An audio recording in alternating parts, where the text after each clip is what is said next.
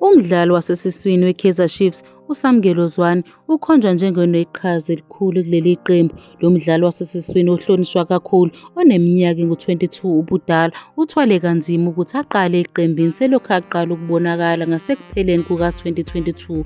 UZwane othweswe iziqu esikhungweni senkulisa ye-Kaizer Chiefs usedlala imidlalo engu-23 kuleli qembu kuze kube manje.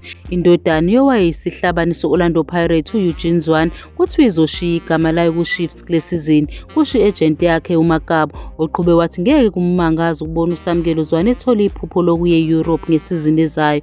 Ngaphezu kwalokho, unenkontileka ne-Kaizer Chiefs futhi uyingxenye ebalulekile yekusasa leqembu. Kungabe into exakayo ukuthi amakhosi amyeke lo mdlali ayojoyina noma izimbangi Orlando Pirates, kusho uMike Magaba. Ngicabanga ukuthi uSamkelo usenawo amandla okudlala e-Europe futhi ngemuva kwesizini enhle ku-Chiefs ngeke kungimangaza ukubona le nsizwa ifeza iphupho layo. Kwezinye izindaba, i-Chiefs nomdlali wasesiswini weBafana Bafana kuthiwa sekuphelile ukujahana. Ama-Glamour Boys kulindeleke ukuthi aqale isahluko esisha ngaphansi kokuholwa ngumqeqeshi waseTunisia uNazrathini Nabi ngesizini ezayo. uNabi uzophinda adinga ukwengeza ikhwalithi ukuze aqhudelane namaqembu afana ne-Orlando Pirates neMamelodi Sundowns. Iqembu kubika ukuthi selithole abadlali basemuva uBongani Sam noRashwin Dodley kanye nonozinti uVianto Ntwari. Manje imibike kamuva iphakamisa ukuthi izingxoxo phakathi kwe-Kaizer Chiefs nomdlali wasesiswini weBafana Bafana sezihlakazekile.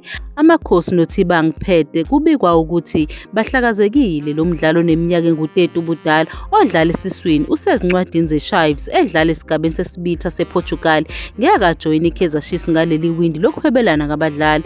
Lo mdlalo othweswe iziqu ku-Stars of Africa Academy usephesheya selokhu afulathela leli ngo-2014.